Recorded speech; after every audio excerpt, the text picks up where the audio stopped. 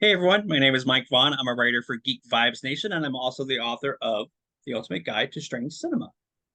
And I'm Dylan Gonzalez. I'm the editorial director for GeekVibesNation.com and also a co-host of the Home Dance Film Festival podcast. And welcome to a new Video Attic new release roundup.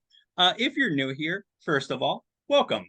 What we do is we go back and forth and we talk about the latest home video releases.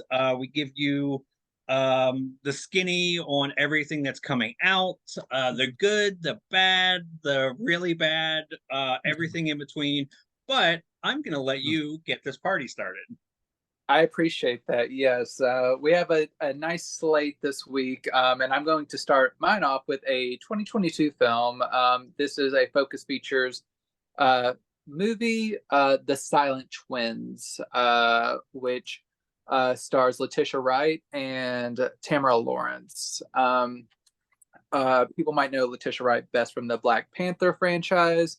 But this is a little indie she did right before Wakanda Forever came out, like a couple months before that. Um, this is actually based on a true story about a real life pair of twins.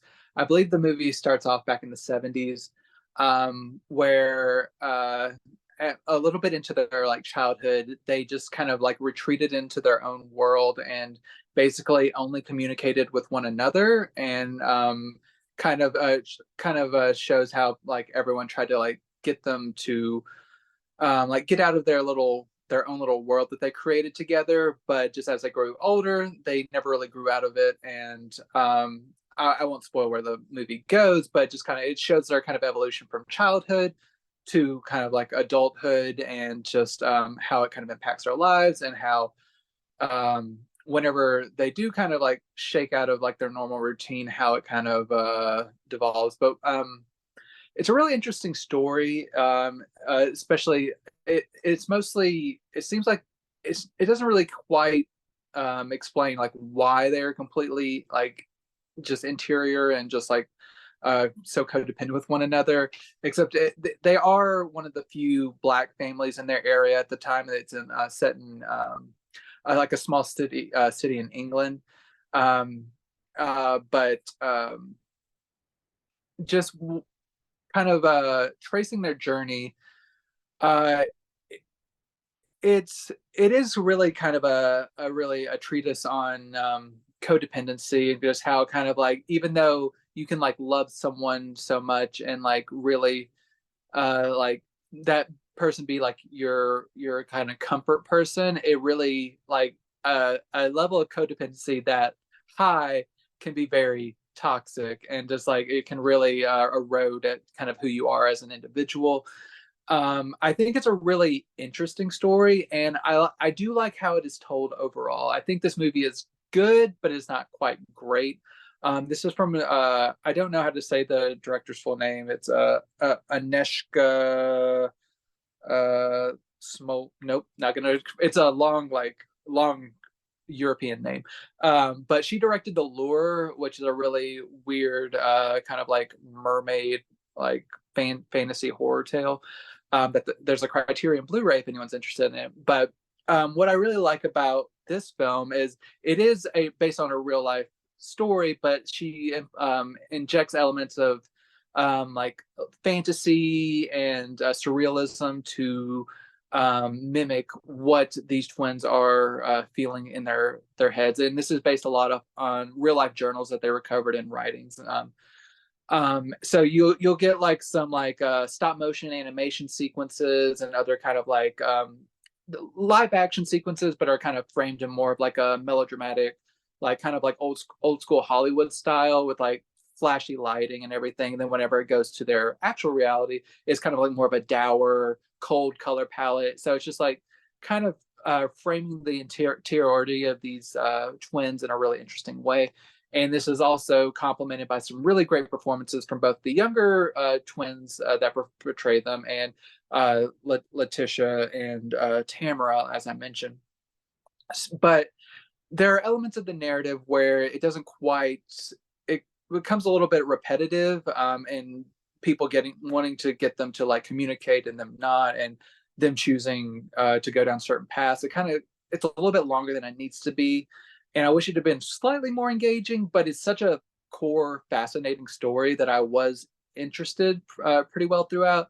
It just doesn't quite make the jump from like good to great. But it's not like a standard like by the numbers like biopic or like a telling of this story. So I do appreciate that. It just didn't quite knock it out of the park, but I still think it's recommended just as like a interesting feature that does a lot right and tells this interesting story that I think is worth learning about because they're fascinating individuals. So this Blu-ray from Universal, it has a really good audio visual. It's like I said, brand new film, and it holds up well. Whenever the movie does become more like vibrant and stuff, or like the stop motion sequences, you can really see like the colors pop off and like the textures of like the animation and everything is really visceral and stuff. 5.1 sounds really great. There are a brief 5 minutes of deleted scenes, nothing too pivotal. There's like 2 scenes from like early childhood and 2 from adulthood, but there's at least something there. Other than that, it's not a lot to the special features. But if the story interests you, I would suggest checking it out. I think it might be on Peacock. I haven't looked to see if it's still there, but the Silent Twins, it's worth checking out, and it is a solid Blu-ray. At least it did get a Blu-ray, so I would recommend it if it sounds interesting at all to you. Nice. That definitely sounds pretty interesting, and I haven't seen the lore, but I've heard it was really good, so I need to like maybe that's an excuse to maybe do like a double feature of that. And speaking of double features, I got 2 titles that I'm going to be talking about. One I think I like them both, but one I think I like a little bit more. So we're going to start with Employee of the Month. And then back here. So this is kind of like your standard office pitch black comedy. It's basically there's this meek office worker who is, you know, really tired of the sexism around her workplace. Her boss is awful. Pretty much everybody's awful. She accidentally kills him, and then she just has to keep killing people to basically cover that up. She has sort of a partner in crime helping her, and it's very wacky. It's very farcical. I think that's a great word to describe this. So yeah, this is definitely cartoon level madness. But I kind of wish that it would have really fully committed to the absurdity of the plot. Like it feels often like it's holding back, which is kind of a shame because I really wanted to see this movie like really kind of go for this really weird, as I said, absurdist kind of you know, uh way of treating this material. But it's fine. I actually like I think it's really an interesting way to address sexism in the workplace. And I really love the ending, and I won't spoil it obviously, but I feel like it drives home the thesis of the film incredibly well. Like, have you seen this one? No, the only thing I know about this movie is that we actually debuted a clip from this before its debut on the site. So we Nice. had an exclusive clip for it, but I haven't seen the actual movie yet. Yeah, it would be interesting to hear what you think of it. I actually read some review where the critic didn't like the ending, and to me, like the ending sort of actually saves it because I think sometimes it does get a little monotonous. It gets a little bit samey, which is weird because this movie is not very long. It's like 78 minutes. Oh. So now for something that I really loved, Are You Lonesome Tonight? Um, and we do have some features that's pretty nice. This one did like Employee of the Month didn't have anything on it.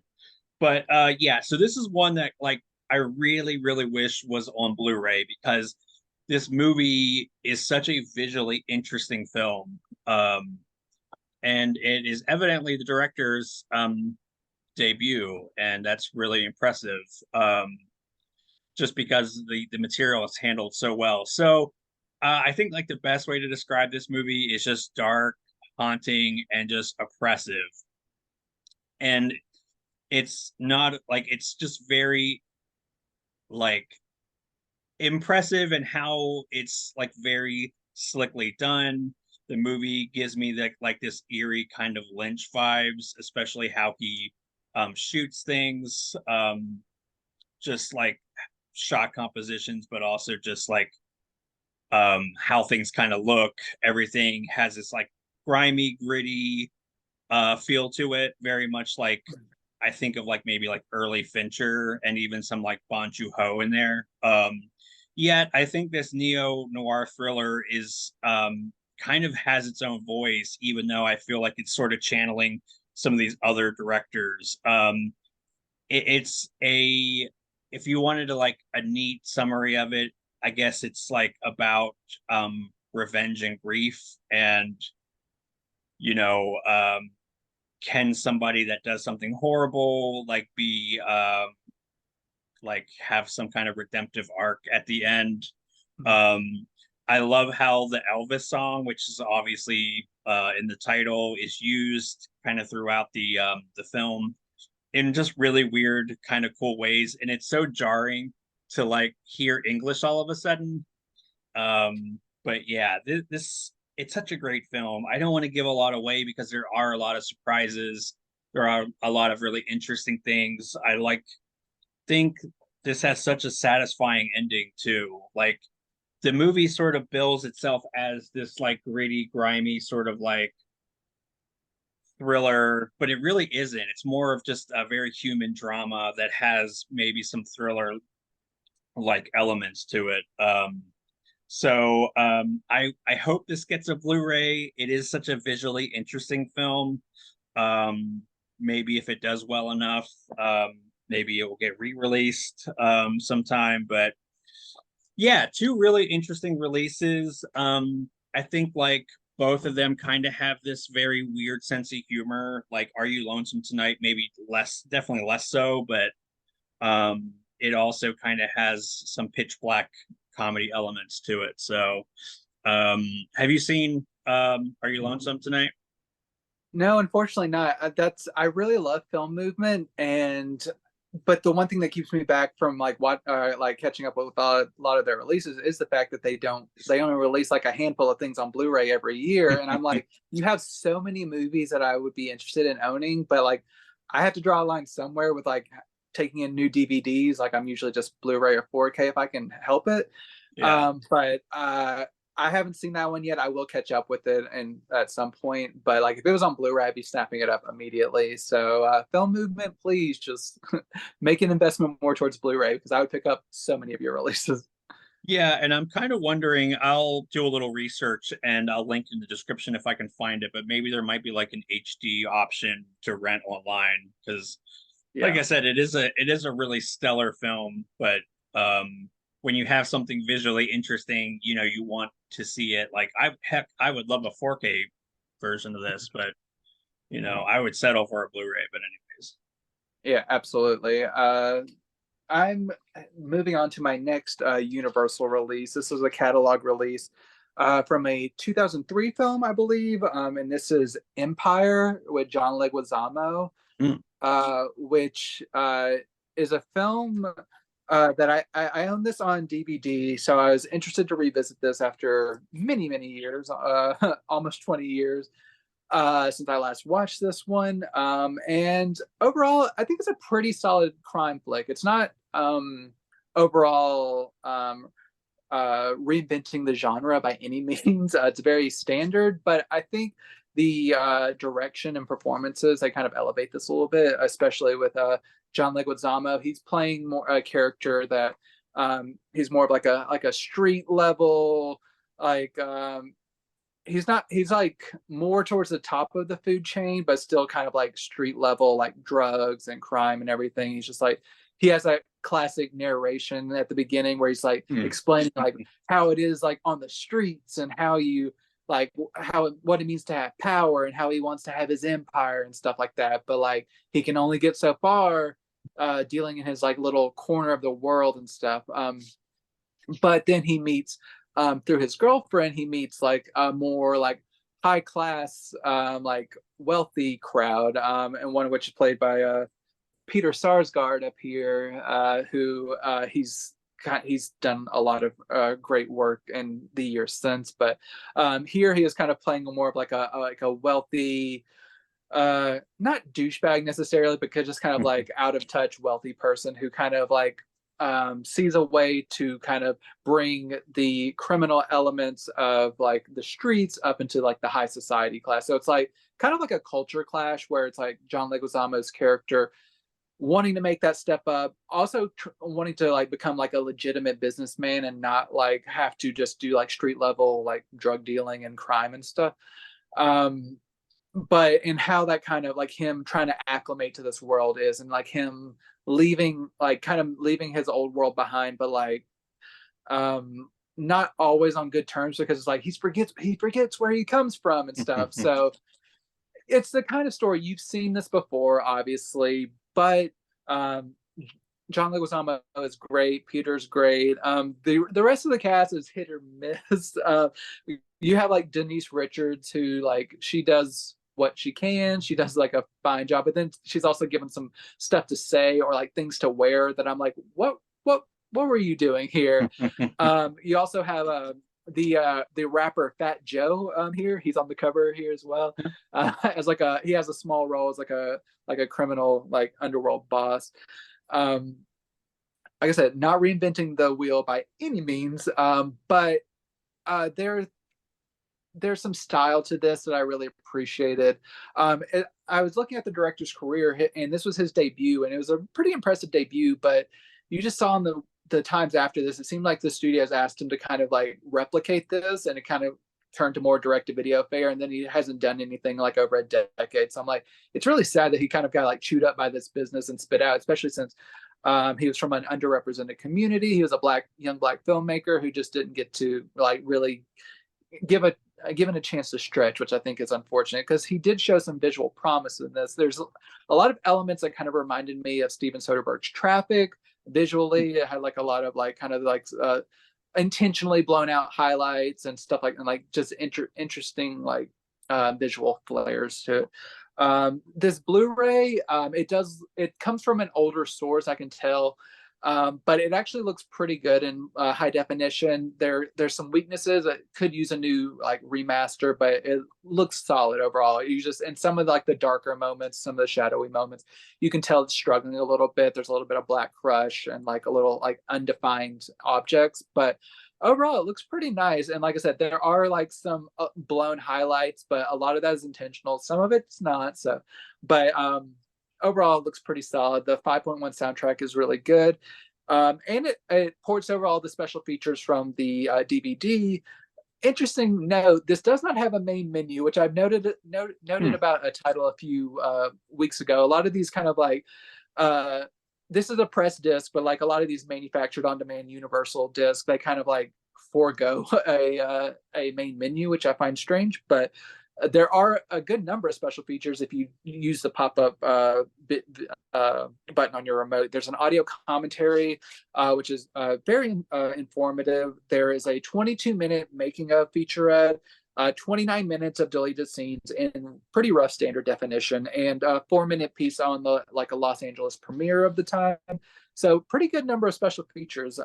And so yeah, if you're into that kind of like crime drama, like on the come up, power grab type stuff, and you like these performers, Empire's not bad. It's not a classic, but it's perfectly solid crime drama if you're in the mood for it. Nice. Yeah, that looks really interesting. John Leguizamo, I'm a big fan, so I would probably just watch it for that. I'm gonna take it back a little bit. We're gonna like go back in time, and this is Warner Archives, Land of the Pharaohs. It's a Howard Hawks film. I'm a big fan.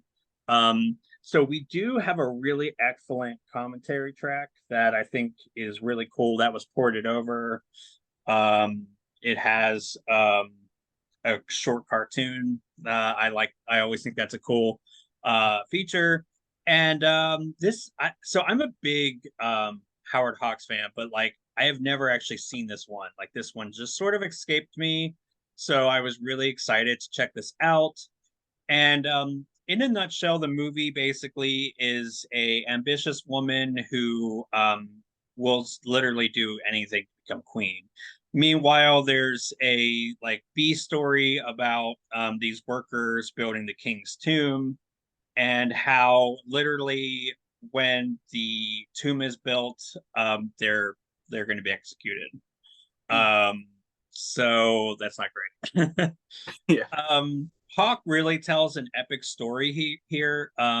Just everything is amazing, from like the sets, the costumes, the performances. One thing that Howard Hawk is really known for is like his amazing dialogue that is just incredible. So I think this drama is pretty engaging, and I will say for like the length of time that the movie kind of gives itself, I think it's nearly 2 hours.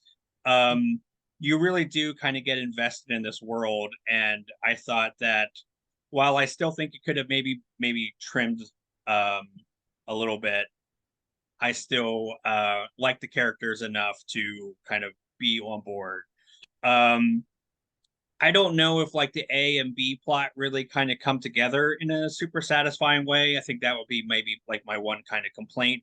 But I will say, I'm not going to spoil the ending, but it has one of the best what the fuck moments, like finale moments, that I was just like, that is so awesome, and I love this. It makes me like revisiting it. I was like, yes, I love that this is kind of how they wrapped. Did you get a chance to do this, to review this one for the site yet? Not yet. I just got this one in a couple of days ago, so I haven't had a chance because I've been through a couple of limited series, which I'll get into here in a little bit. So I had a lot of on my plate, but I look forward to catching up on that one probably this weekend. Yeah, I'm excited to read what you think, like, because it's just, oh, that ending is just, ooh, it's so satisfying. Yeah. So this is touted on the cover. It is a CinemaScope film. It is like very lush and lavish, like this. So what I'm getting at is like it looks amazing. Warner Archive never really like falters when it comes to their restorations. Again, when you have these big epics that kind of went out of favor. Just trying to see what this is 1955. So this is just kind of on the end of when these movies were sort of going by the wayside. By the mid 60s, these would basically not be a thing. But just to see the amount of detail in again, the costumes, the sets, everything is just incredible. So having it in this beautiful restoration, it's amazing. Like if you're a fan of the director, get it. If you're a fan of like epics, get it. What I'm saying is, get it. It's great. Seems like a good recommendation. Just get it. Like just get it. Period. End of sentence. My next title, I was super excited. This got a Blu-ray release. This is from Showtime, and it is The Good Lord Bird. It is a limited series from last year, I believe, or the year before. And it stars Ethan Hawke. This is a 2-disc, 7-episode release. These are burn disc, I will say. They are manufactured on demand, but burn disc. If your player happens to struggle with those, I wanted to give you a heads up. But at least it is on Blu-ray, and I'm very excited. I know I'm a bigger Ethan Hawke fan than you are, but either way, this is a really good one. This is based on a real life man, a real life abolitionist by the name of John Brown, who he's had like a lot of different characterizations over the years, like depending on who is telling the story, whether he did good for like the uprising of the that led to the Civil War, or whether his like presence like at that time was not great.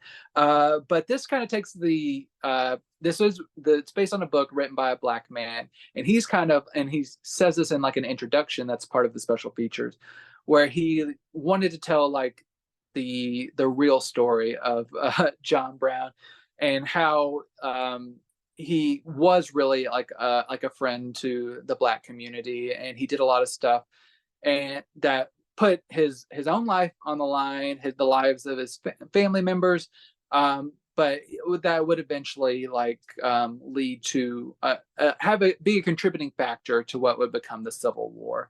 And while like yes, the like a narrative about like slave rebellion might sound a little like dramatic or dark or like it is, but this particular series takes more of like an irreverent tone at times, which I think is very interesting because it's not afraid to use humor and like really it's like not in a tasteless way, but it's kind of like more in a way of just like showing how kind of like almost like kooky and like out of like zany this character is, but not in a bad way, more in just like he's out of his mind, but like he's really speaking truth to power and like calling out people's hypocrisy like and like why, like trying to tell people like, hey, slavery is fucked up, we should not be doing this, and people are just like fuck off. But he's like he's so ready to take up arms and fight for Black people, which I think is really cool.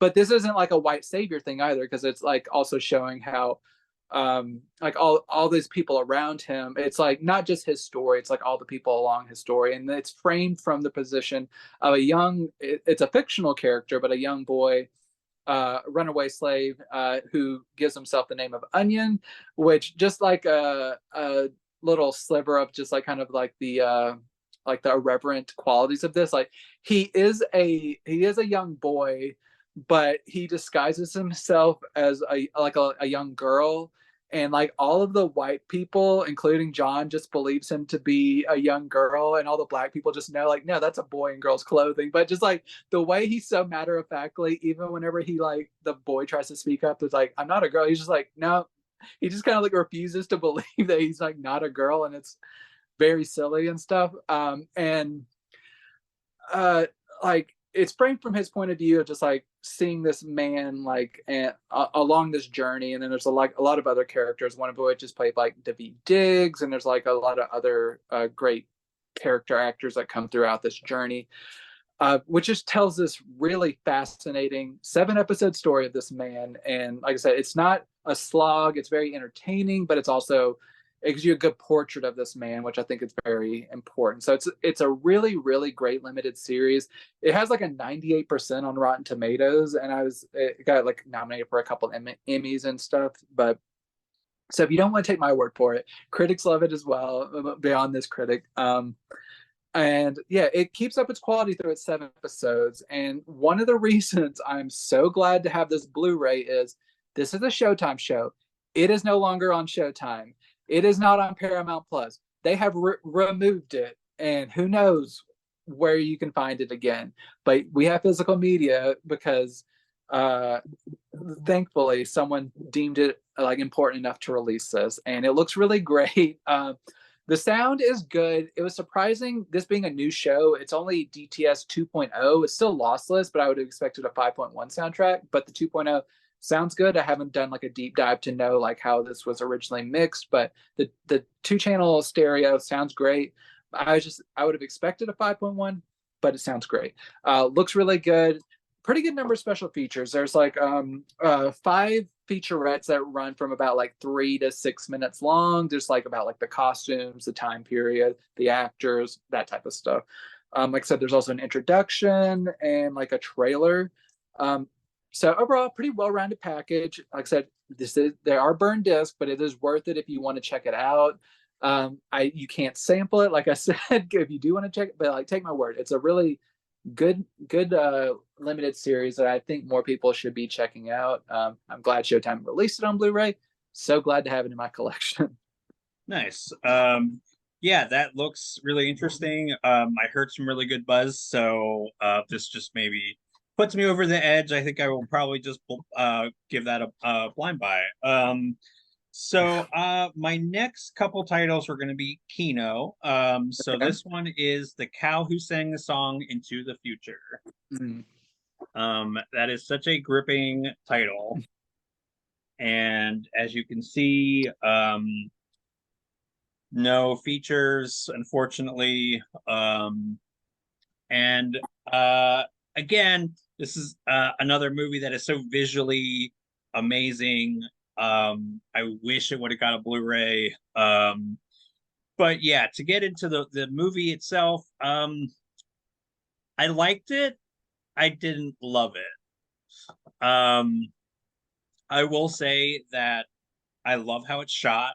I love the acting. I love how it's not a horror movie by any means, but if y'all have seen it, you'll kind of know how like there it definitely is some like shots and some like atmosphere that just feels very like horror-esque, which I think is interesting. And of course, you know, this is about I mean, it's I guess it's how you interpret it, like the dead coming back to life, or maybe I don't know.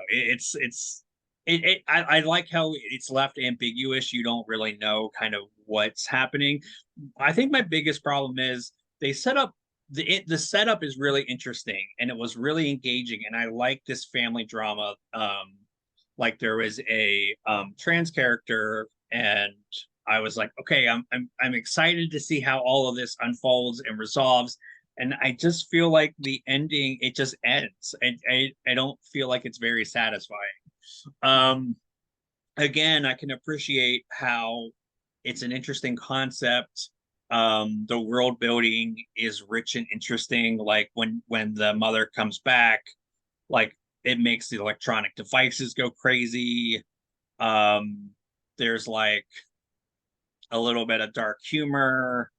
Like I think what was it like the grandmother like thinks that she's like this grim reaper kind of specter. Um, so that's sort of played for like a little bit of black comedy, but it just didn't feel like it comes together in a really satisfying way. Like I was trying to like ruminate on what I felt like the movie was really trying to get at. Was this is something you Yeah. saw or reviewed, right? Yes, it's been a while because I viewed this at Sundance 2022, which was a Hmm. year and a half ago. So it's been a little bit since I've seen this. I've seen like 1,000 movies since, but I did remember liking it. This was actually reviewed by our colleague Brandon Lewis on our site, and he gave it a 5 out of 5. So I'll link to that, and maybe people can also read up on his opinion on the movie as well, and maybe just get like a more of a thorough dive that this format doesn't allow for us to like talk for 40 minutes about a particular title. But I remember liking it. I think I'm more towards your side of the camp than the 5 out of 5, maybe somewhere in the middle. I remember liking it, but there were some parts that kind of like were a little bit unsatisfying. So I can understand where you're coming from. Yeah, and again, I it's very imaginative. I love, you know, as advertised, there are cow singing, but it's done in a way that's not like obvious. I'm trying to like without like giving it away anything, but like it's just very clever, but I think that it's narrative wise, it maybe could have used um another polish, but yeah, I Mhm. mean I mean critics seem to like it more, so I don't know, your mileage may vary. If it sounds interesting, check it out. So this is a Kino title, so you can do a VOD if you want to rent it. I can link that in the description if you all want to like just maybe like a try before you buy. So Yeah, I'm pretty I was looking forward to revisit that one. I'm disappointed that there's no Blu-ray. I thought that might make the cut. It did not. And I'm always just like, "Oh, come on, Kino, just like give it to me." But I'm glad it is at least out now for people to see because I think it is interesting, even if you don't completely respond to it. It's like it's out of the norm at least, so it's like unique. My next title is from MGM, and this is Stormy Monday, which is a Mike Figgis movie starring Sting, Tommy Lee Jones, Melanie Griffith, and Sean Bean. which you talked about a Sean Bean title in recent weeks. This one is interesting because this is a very young Sean Bean. And it's a, as you'll see, I'm talking about a lot of crime stories today. This is no different. This is kind of just a more entangled, like, kind of crime drama where there's like a focal woman played by Melanie Griffith who kind of is like in the center of this tale, where like Sting plays a one kind of like criminal, like head of a like kind of a not completely criminal, but like a corrupt like organization that has just hired Sean Bean. And then there's like a more sinister criminal like head played by Tommy Lee Jones coming in from out of town to kind of execute this kind of takeover. And Melanie Griffith plays his girlfriend, but she starts to fall in love with Sean Bean's character. It's kind of all twisty character dynamics. And how that kind of resolves of just Tommy Lee Jones' power play coming into London, and how it kind of like devolves into kind of chaos. It's a really interesting movie. I think it's very like nice and layered. There's a lot of like different narratives going on at one time, but they all come together in a pretty satisfying way. The ending, which I will not spoil, it kind of like gave me a oh, that's it quality, but it's not like a bad ending. I was like, oh, okay, we're done. Like that type of thing. But overall, it's a really solid movie. I think it's really good crime drama, and I really liked all the performers in it. It's really fun seeing a young Sean Bean. I will not comment on whether or not he makes it out alive or not, but all the performers are doing a really good job. This is like, I haven't seen a lot of movies with Sting in it, but he does a really good job in this, and he was really believable as like kind of like a sleazy criminal type. He did a really good job. So if you are a fan of crime dramas, this is one of the better ones I'm talking about today. This was actually previously released by Arrow Video like 8 years ago, I believe. It's a while. I believe that release is out of print now. If you can find it and you're interested, you might want to pick that one up because there are no special features on this. And this does seem to come from the same master, which was an older master at that time. Like at the time, I believe it was released in like 2015 or 2014. It said at the time that it was from an HD master that was made in 2010. So this is like a 13-year-old master. It could use a refresh. It's not terrible, but it's getting a little bit old and it could use a refresh, but MGM did not want to do that. But it has DTS 2.0 sound and a fairly good picture, and both the audiovisual quality is fine. It's good, not great.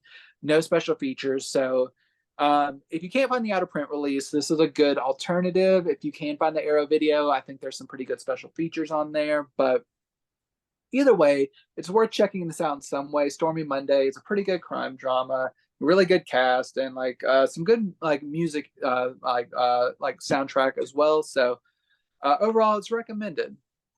Nice. I mean, it's funny because like we were talking about another Tommy Lee Jones movie last week. Yeah. And hopefully there was no unsanctioned buffoonery going on in this. So if you don't get that reference, Google it. So my next Kino title is another DVD, and again, I still wish this was on. I still wish this was on Blu-ray, but it is a visually nice looking movie, but it's not maybe as like prescient as like some of these other ones. But that is Chile 76. And we do get some interviews and some like things from the Cannes Film Festival premiere. But yeah, I reviewed this for the site. I really like this. I recall I gave it a 9 out of 10. It has I think like one of the better sort of opening scenes that I think I mentioned because it sums up, I think, the themes very succinctly and really beautifully. It's this very privileged woman. She's getting some paint mix because she is kind of has a leisure time to sort of decorate. I think it was just like maybe her bedroom or one of her rooms in her house.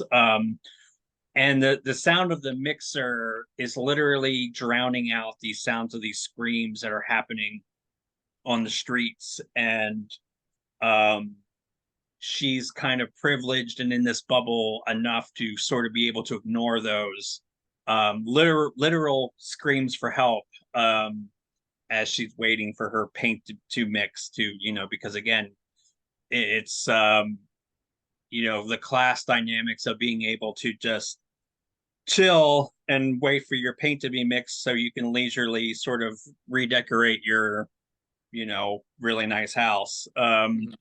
So yeah, I think again, that sums it up really nicely. This is I kind of compare this to the previous film, the cow who sang a song into the future. Just then, it kind of just ends, and I actually didn't think that that was as unsatisfying as the former.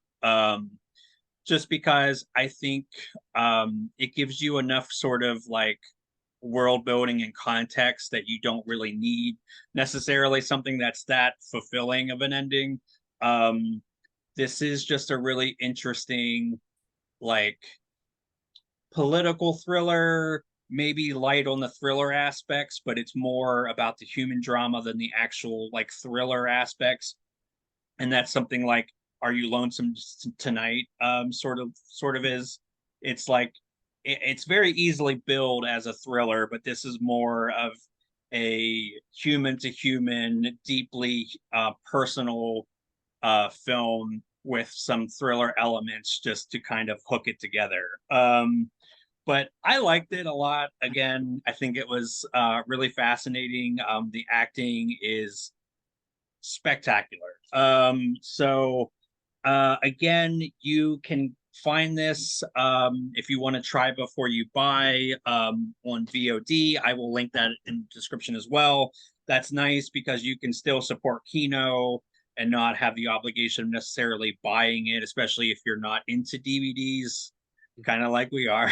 So, it's just a nice way to like still throw Kino some bucks, and you don't necessarily have the commitment of like, you know, buying a DVD. So hopefully maybe we'll get some reissues of some Blu-rays of these down the road. But yeah, really good film. Very much recommend it.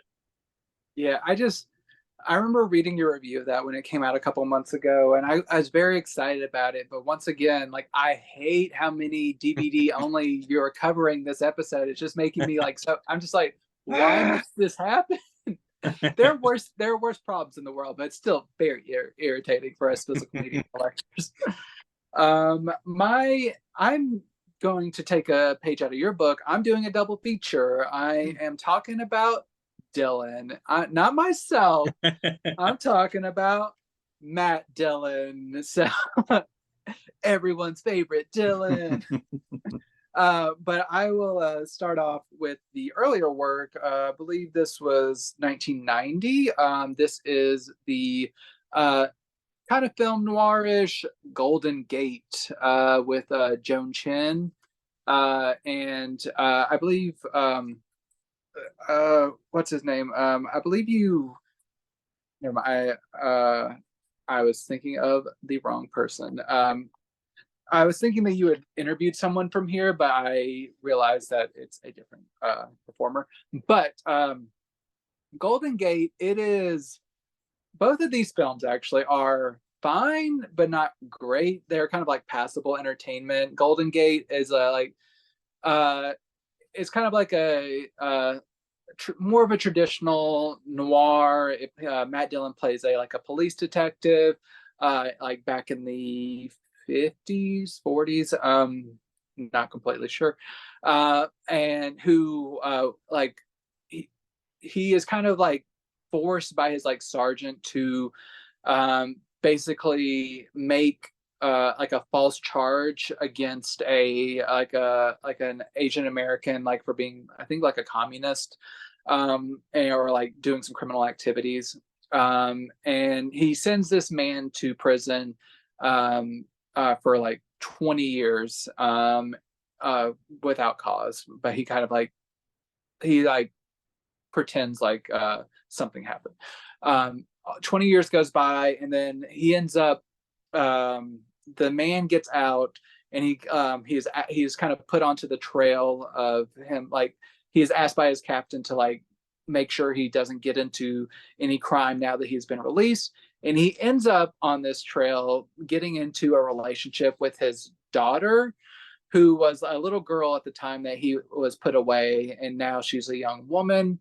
And so they kind of start to get into a relationship, her not knowing who he is, and it's kind of like he's morally conflicted about what he did all those years ago.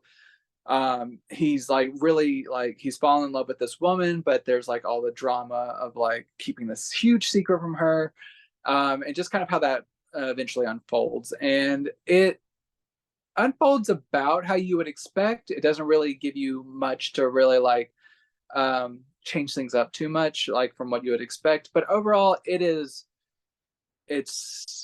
dramatic. It's a little bit melodramatic. It's a little bit like tragic. Matt Dillon does a fine job. Joan Chen is like the star of this movie, like in my eyes. Like, she elevates the movie. She does a really good job. And I really like some of the directorial choices in this one are pretty interesting. Like, there are times where they did some things I wasn't quite expecting, like just like kind of like a few moments where they just kind of like pull the characters out of reality and just kind of like put like a spotlight on them and like kind of like get inside their head in a really interesting way. And I was like, oh, I wasn't expecting this from more of like a run-of-the-mill movie. But other than that, nothing too like crazy. It's like, it's fine. If you are a real big fan of film noir, you might want to check it out, but it's not the best. And I'll go ahead and talk about the next movie, which Matt Dillon actually also directed, which is City of Ghosts, which I believe was put out in 2003. I believe it finally came out after hitting some of the festivals. Also co-starring James Caan, Stellan Skarsgård, Gerard Depardieu, Natasha McElhone, who you just talked about in Ronin a few weeks ago. So it's a pretty great cast, and the cast is what you're pretty much here for. This is more of a modern tale where Matt Dillon plays like a con man who works for like an insurance company where they have just kind of screwed over all these policyholders by like claiming that this hurricane had like messed up their finances, that they wouldn't be able to pay out these insurance policies. And he absconds from the country to like visit or to like track down his partner, played by James Caan, that who's like overseas. They end up in Cambodia, and it's just kind of like, it's a really, I liked Golden Gate a little bit more than this, but I think City of Ghosts is like probably a like better performance wise. It's really a tale of like once again, a morally conflicted man who, he is a con man, but he comes into this country trying to like track down his old partner, and just kind of like delving into this kind of criminal underworld of Cambodia, and just like figuring out what his partner is doing in this country, what kind of like schemes he's trying to cook up next, and all this stuff. It has a good premise, but I don't think it executes it flawlessly by any means. There's a lot of characters that are in here, especially the female characters, who are just kind of there as like an inspiration of like, you want to be a good person for this woman, right? But that's kind of like all she's given to do, which is kind of disappointing. There's also a very young Rose Byrne, which I was very happy to see her in her native accent, but she plays the friend of the woman who is already not given a lot of character development, so she's given like nothing basically. But the performances are solid. The narrative is shaky. It's not really satisfying. There's some things that kind of border on like almost like viewing like the Cambodians almost as like a novelty, which is not great. Just kind of like look how they live over here type of thing. It is respectful in some ways, but then there's other times that I'm like, oh, you shouldn't have framed it like that necessarily. But overall, fine.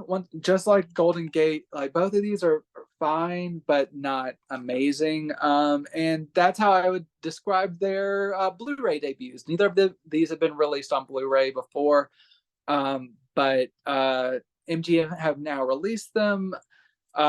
Golden Gate suffers a little bit more because it's older. It's definitely an older master. It's very soft in points.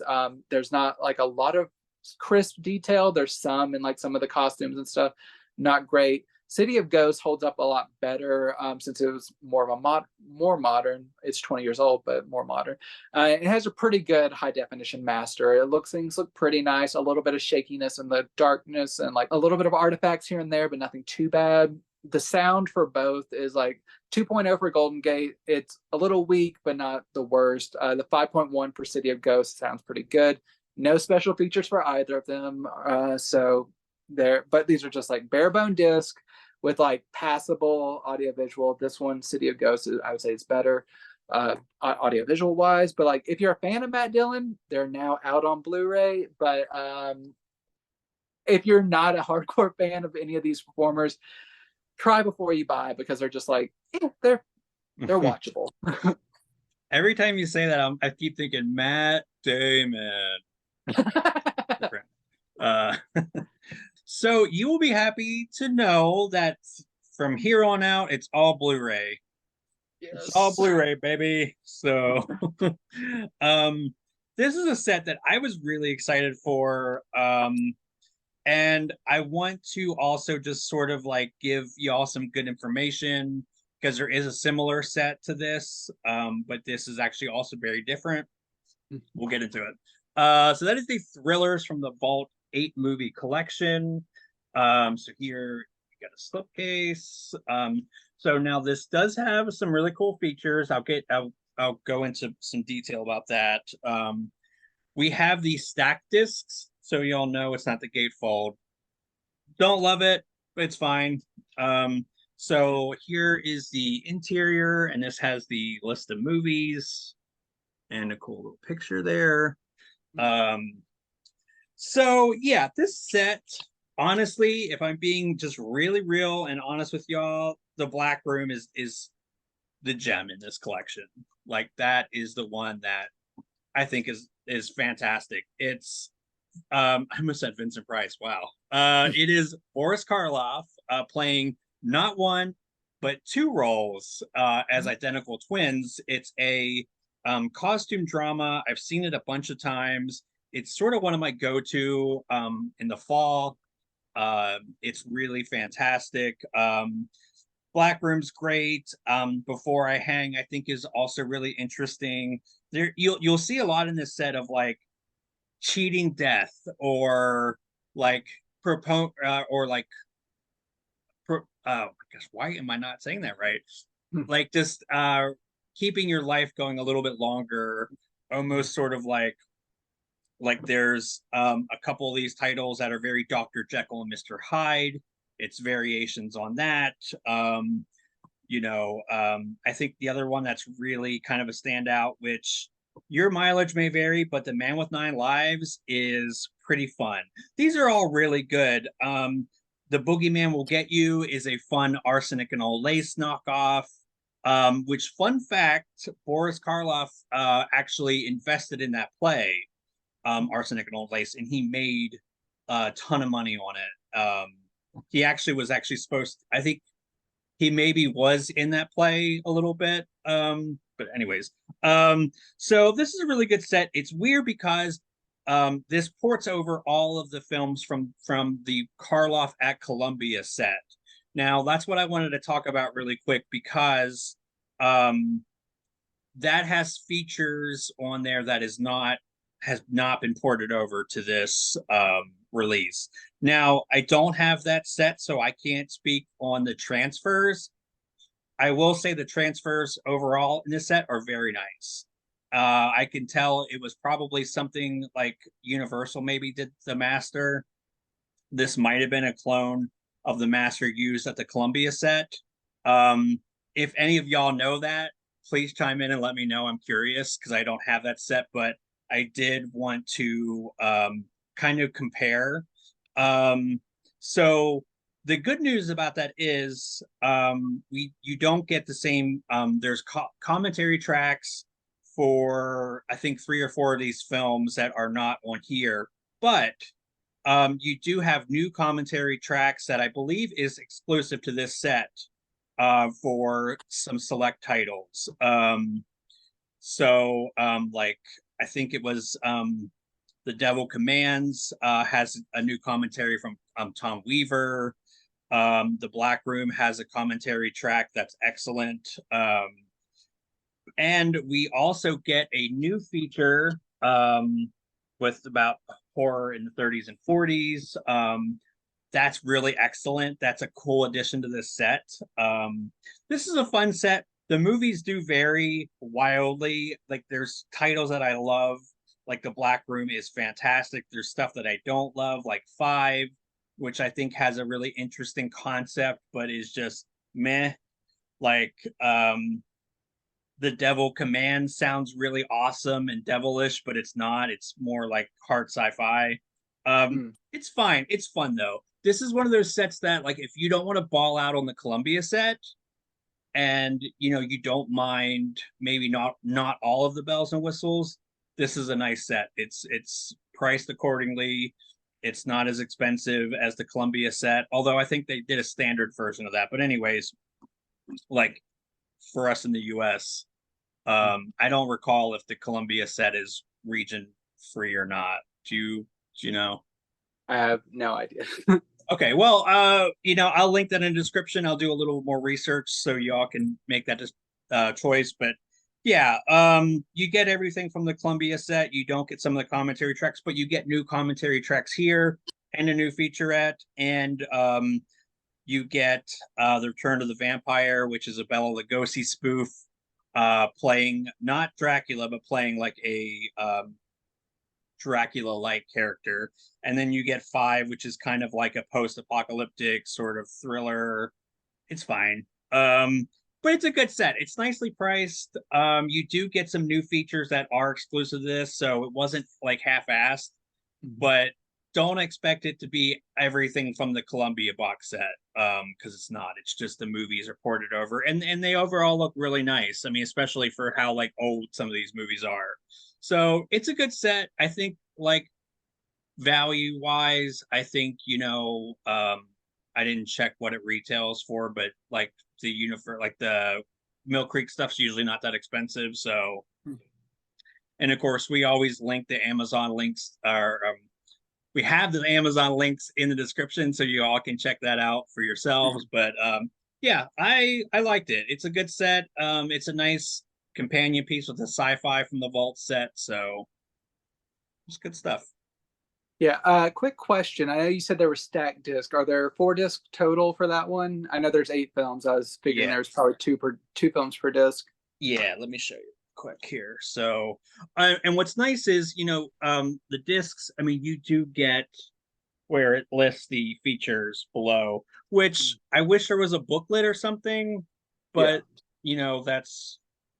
that is what it is. But yeah, so it's like stacked. So that's 2 per thing here. No, I'm glad you said something, because yeah, that's and I don't love, I mean, I'm very gingerly when it's like a stacked like disc on disc, but it's fine. I like that better than the gatefold, which they tend to break, so I'm fine with that as an alternative. Nice. I look forward. That seems like it, like you said, be like a good fall like box set. So yeah, I'm gonna I'll dig into it before then, but that sounds like it'll be ideal for that. My next title is one from Sony. It is a Blu-ray release of, I wanted to be a little bit lighter for this. I'm like talk about a lot of crime. This is a romantic comedy, The Wedding Planner, with Jennifer Lopez and Matthew McConaughey. All right. So here's the interior. So The Wedding Planner is a fun romantic comedy. It's not the best. It's not my favorite, but it's perfectly nice. It's your standard, like, Jennifer Lopez plays the titular wedding planner. She is the woman who can like execute any like complicated wedding configuration, can make everything go off flawlessly, but she doesn't know how to get her own life in order, her love life, until one day she meets a handsome young doctor played by Matthew McConaughey in like a meet cute where she almost dies, but he saves her life because she refuses to give up her shoe that's stuck in some like manhole cover, but that's stupid, whatever. But they hit it off. They're like their chemistry is sparking and stuff. But what happens? Oh, he's already engaged. What? Oh no! But like, and then of course it hijinks ensue, and like their relationship develops, and like he's engaged to the wrong woman and all that type of stuff. It's enjoyable. It is buoyed by the cast. There's some good exchanges. I really do like Jennifer Lopez. I think she's a little bit underrated as an actress. She's not always the best, but whenever she's like trying, especially like last year, you talked about like Out of Sight and stuff. Like she does a good job, and she's very charming. Matthew McConaughey's not doing his like most dramatic work by any means, like he's been doing the last 10 or 15 years, but he's like in a really good like prime rom-com mode. The supporting characters are good. We have a young Judy Greer, Kathy Najimy, tons of like really good character actors. There are some elements I don't like. There's like a side like a subplot about Jennifer Lopez's father like trying to set her up like arrange a marriage basically with this dude who's like clearly can't get the hint that he is not desired by her, and like just keeps on showing up like at different places and ruining like different opportunities for her. And I'm like, dude, you need to slow your roll. But he's kind of like a doofus, almost like a lovable doofus, but I didn't quite fall in love with him. I was just kind of like, dude, you're ruining this girl's life. He's not the worst, but it's just kind of annoying sometimes.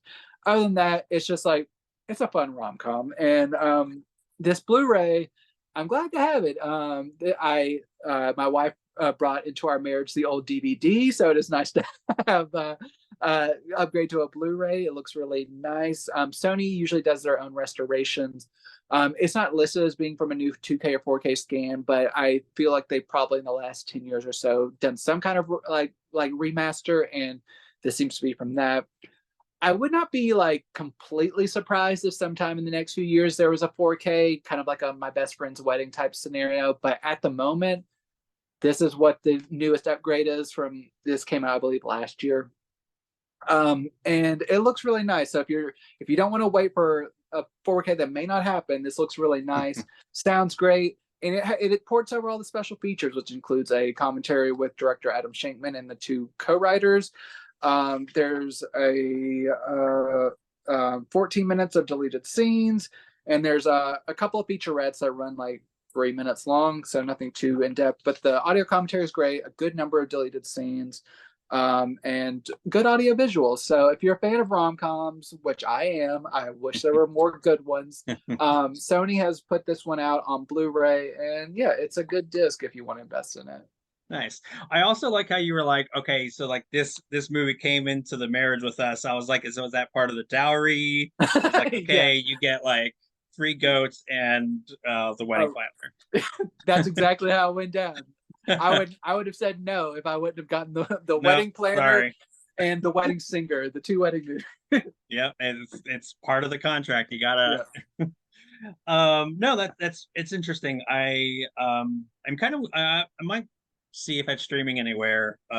Just Matthew McConaughey, it blows my mind him playing a doctor.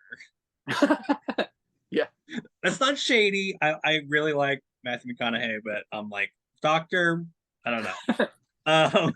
Anyways, so my next Blu-ray, because again, here on out, Blu-ray. We are talking about The End of the World. mm-hmm. And this is a film from 1931. I stress that because this is very, I think, in a lot of ways ahead of its time, even though I didn't think the narrative-wise, it was great. This is from Kino Classics. This is a really, really interesting because, okay, so we're kind of used to these like Armageddon disaster movies, that have like hard sci-fi elements to them. But I mean, that was something that was very much a novelty in 1931. Like, I'm not saying that I'm not by any means saying this is the first of that genre, but it is very I can probably confidently say it's among the first. So um this movie has a really cool opening because it's like this religious scene and you're like, oh, like what does this have to do with like the end of the world? Maybe it's like a 2001 kind of scenario. But then cleverly it pans out and they're watching a play, so it's the passion play that they're, and then you're like introduced to these characters that are in the audience, and you're very slowly introduced to the concept of this um I think it was like a meteor or asteroid that's like going to collide with the earth. And yeah, so I will say, like I said, this movie is very ahead of its time because again, not only is it sort of like an end of the world science fiction movie, but from a technical standpoint, the camera tricks are incredible. The editing is dynamic. There's I haven't seen a lot of like early 30s films with these like quick cut sort of like to, I guess, convey one of the characters' mental and emotional states, but it's like these really quick cuts of different scenes, not quite a montage, but like just something to kind of like give you that sort of feeling of being in this guy's head. And I thought that was really interesting. And yeah, so it has like stuff like that that I think is really fascinating. It's a little bit surreal at times. I think like some of the sci-fi stuff that they lay down, like at least the science part of it seems researched, or at least, you know, from the 30s standpoint. That being said, narrative wise, it's not that great. It's a little bit soap opera-y for me. And again, this is like some like this seems to be a common theme this episode where I feel like the A and B plots don't really sort of merge that successfully. Like um critics didn't really like it at the time either. I think now in hindsight we can look at this and say, okay, technically this movie's really interesting. There's a lot of cool things that they do, but still the narrative just isn't really there for me. But yeah, it's compelling. It definitely was one of these like bigger budget sort of early 30s films, but yeah, it's okay. It looks great. I don't know if this has if it's a new 4K or a 2K scan, but oh no, I'm sorry. Yes, it is a 2K restoration for the back. But yeah, it looks really nice. I didn't see a lot in terms of like artifacts and scratches. And I mean, it's not pristine. I mean, it's a nearly 100-year-old movie, but overall, like this was treated exquisitely. So it's a nice release. It looks great. Narrative wise, it's fine. But if you want to see something that's like among the first of its genre, it's certainly worth checking out. Yeah, I actually watched this one on the 4th of July the other night, and I just didn't read anything about the movie, and I thought the end of the world might be like a metaphor. So I was just like not knowing where the plot was gonna go at the beginning. I was just on the ride, and I was just like, oh, okay, this is where we're going. This is okay. That's literally the end of the world. Okay, so that was interesting. I guess I could have read the back, but I think sometimes it's fun to just jump in and see Yeah. where it goes. But I mean, from a technical standpoint, it was just really cool. I think that there was a lot of you definitely see that with like a lot of like this was French, but you see this in a lot of German cinema too, where they're literally blazing this trail of like techniques. And that's why I feel like if you like French cinema, you like hard sci-fi, yeah, it's very much worth checking out. Yeah, uh I'm pretty much right there with you. I wasn't like blown away by the narrative, but visually, technically, I was just like, oh, there's a lot of really cool stuff going on. So I recommend it for that, just early edification. My final title, I will admit, this was one that I was kind of dreading. And this was another case of me like screwing myself by not reading what this was about beforehand. Because I opened this one night to throw it on. I'm like, okay, I'm just gonna like knock this out real quick. Opened it up, that there are 2 discs here, and I was like, oh shit, this is a limited series. I thought this was a movie. So I got it quickly invested into this limited series, and this is from Megahertz Studios, and this is Deliver Us. And I do not like this this cover art because it makes it look very generic and dumb. So I thought this was going to be like a weird like possession tale, and it is not that. It is a Danish limited series that's actually pretty solid.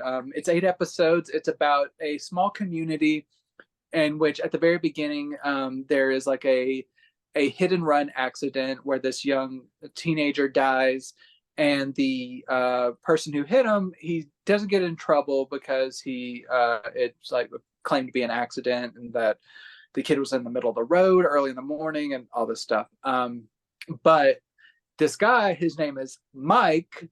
So I was just like, oh, he is the worst person in the world. So I was just like, ooh, I hope the name Mike, I hope it's not cursed. I hope doesn't translate over here.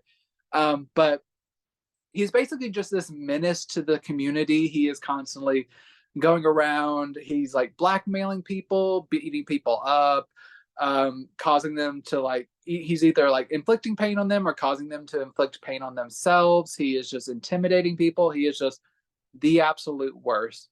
Until enough people are kind of like pushed to the brink. Like there's the grieving father of the boy that he killed, and then there's other members. They all come together. Like there's like 5 of them that come together, and it's like, okay, we need to kill this guy, and we need to like basically plot this perfect murder where like we can all get away with it. Like we can all be each other's alibis in different ways. We'll plot this murder, get rid of him because he is just like a cancer on this community.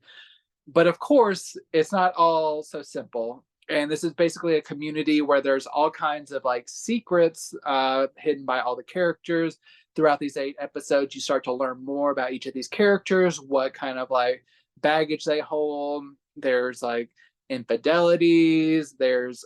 I don't even want to mention one thing because I don't want you to, but there's some really dark stuff in this community that's beyond what Mike is inflicting. And he is a psychopath. I will like there. He's not like a redeeming character in the end or anything. He's a psychopath, but there's more darkness within the community beyond him, and just how that kind of develops.